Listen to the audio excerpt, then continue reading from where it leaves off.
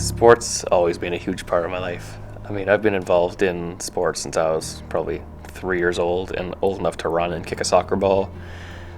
Grew up playing pretty much every sport under the sun. Anything where my parents could have me outside burning off energy.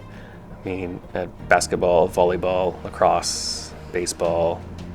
It's a long list of the sports I've been involved in. At 10 years old, I contracted a staph infection. To this day, doctors aren't sure how it got into my system or anything. Super healthy kid up until that point. And yeah, for whatever reason, my body went into shock and had to have amputations performed on my fingers and my legs. Started off in sledge hockey. So that was probably a year and a half or 2 years after being in the hospital, just because I was still healing and my body had to recover.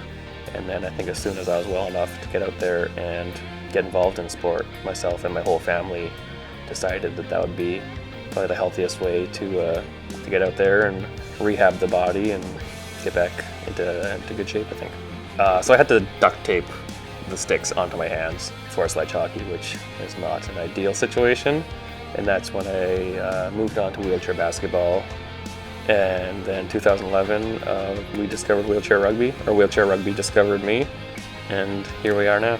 I think my mom is still scared about me playing wheelchair rugby. I mean, it's more fun to watch her expressions than it is to watch the game sometimes, or anytime somebody gets knocked over, myself included. I'm always looking over directly at her to see what her reaction is, because it's pretty entertaining.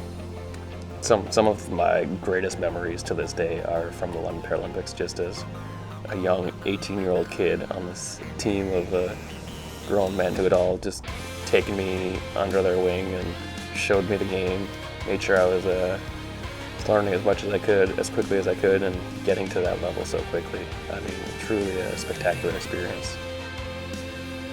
Now that I'm no longer the youngest guy on the team, I think I'll take on hopefully a bit more of a leadership role and try and lead by example more than anything. I might not be the most vocal person when I'm on the bench or on the court or whatnot, but hopefully can just lead by example on and off the court for the newer and the younger players on the team.